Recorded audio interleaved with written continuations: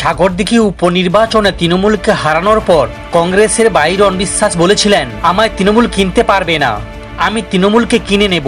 সেই বাইরন বিধায়ক হওয়ার 3 মাসের মধ্যে মমতা বন্দ্যোপাধ্যায়ের উন্নয়নে সামিল হয়েছিলেন। ভাঙড়ের আইএসএফ বিধায়ক তথা অধুনা তৃণমূলের তীব্র সমালোচক নওশাদ সিদ্দিকী কি 2026 সালে বিধানসভা ভোটের আগে জোড়াফুল শিবিরে দেখা যাবে? নওশাদ স্পষ্ট জানিয়ে দিলেন, তিনি রাজনীতি ছেড়ে দিয়ে অন্ধকার ঘরে নিজেকে বন্দী করে রাখবেন, তবু দলবদল করবেন না। বিজেপি তো নয়, তৃণমূলও নয়।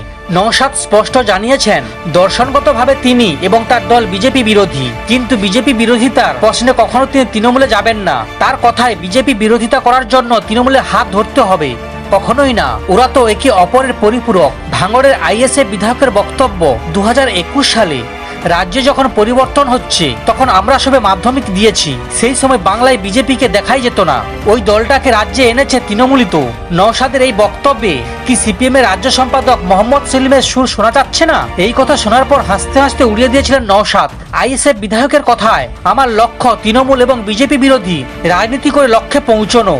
তা যদি না পারি তাহলে মানুষের কাছে ক্ষমা চেয়ে নিয়ে রাজনীতি ছেড়ে দিয়ে ঘরে ঢুকে যাব, কিন্তু যে মানুষ আমাকে ভোট দিয়েছে তাদের সঙ্গে আমি বেইমানি করতে পারবো না, ও কাজ আমার দ্বারা হবে না।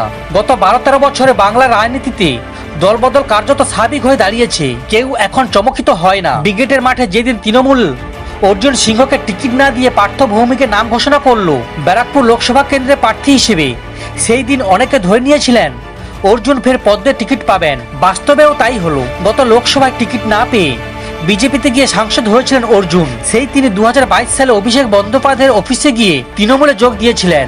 এই লোকসভা ভোটে ফের তিনি বিজেপির প্রার্থী।